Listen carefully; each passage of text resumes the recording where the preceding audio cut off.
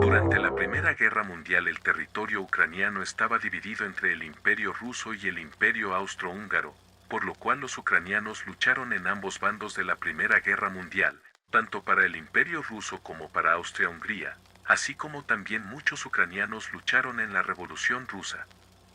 Tras la Primera Guerra Mundial y la desaparición del Imperio Ruso y el Imperio Austrohúngaro, Ucrania buscó su independencia a pesar de su obvia división étnica. Por un lado la República Popular de Ucrania Occidental y por el otro la República Popular Ucraniana Oriental. Finalmente la unión de estas partes sería imposible, ya que la Ucrania Occidental fue absorbida por Polonia y la Ucrania Oriental decidió unirse a la Unión Soviética en 1922. Un mes antes del inicio de la Segunda Guerra Mundial, la Unión Soviética y la Alemania nazi firman el conocido Pacto Ribbentrop-Molotov. En dicho acuerdo se establece la no agresión entre dichas naciones, así como la repartición de tierras de Europa del Este entre Alemania y la Unión Soviética. En septiembre de 1939, tras la invasión de Alemania a Polonia, la Unión Soviética y Alemania se dividen el territorio polaco. Gracias a esto la Unión Soviética recupera de manera efímera territorios los cuales eran de la extinta República Ucraniana de Occidente. En 1941 se inicia la Operación Barbarroja en la cual el eje tenía como objetivo ocupar el territorio soviético. Los territorios ucranianos fueron fácilmente tomados gracias a la guerra relámpago llevada a cabo por Alemania. Al mismo tiempo las fuerzas del eje se aprovecharon de los sentimientos antisoviéticos que había en buena parte de la población ucraniana. Sin embargo, en 1943 el Ejército Rojo de la Unión Soviética logró recapturar los territorios de Ucrania gracias a su contraofensiva. En el año 1991, tras varios años de inestabilidad política y económica, se firma el Tratado de Belavesa en el cual Ucrania, Rusia y Bielorrusia declararon su independencia de la Unión Soviética, causando el colapso de la misma. En 1994 Ucrania accede a devolver más de 5.000 ojivas nucleares heredadas de la Unión Soviética.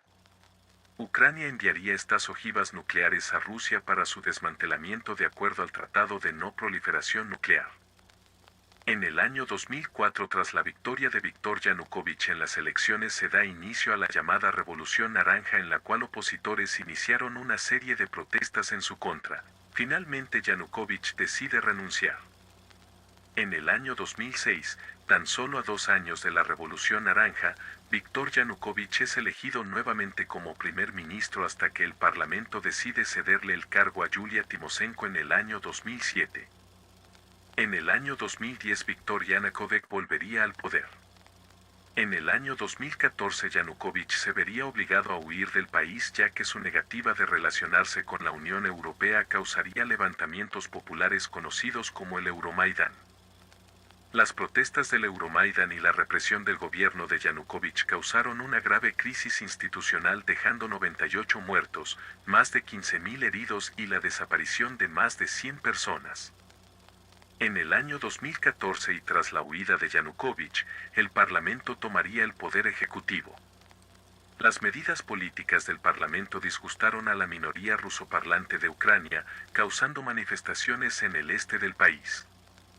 Aprovechándose de esta situación y de la inestabilidad ucraniana, Rusia envió tropas y tomó el control de Crimea luego de un referéndum en dicho territorio.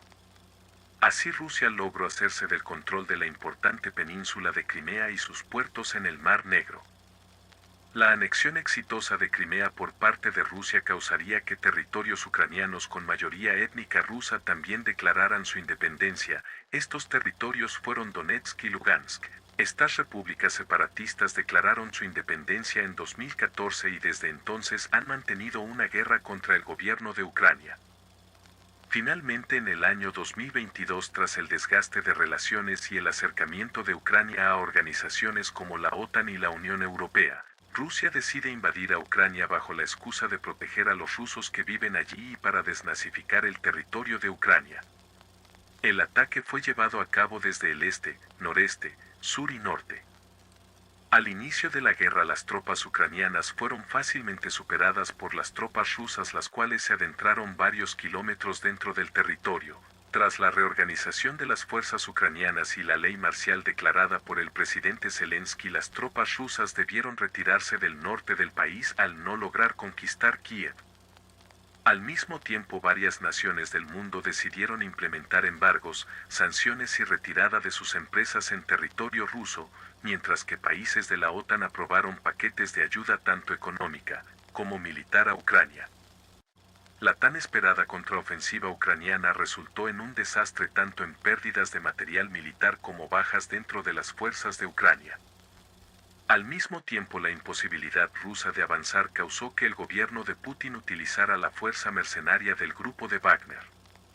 Dicho grupo de mercenarios logró capturar la estratégica localidad de Bakhmut, lo que causó roces entre las fuerzas armadas rusas y el grupo Wagner.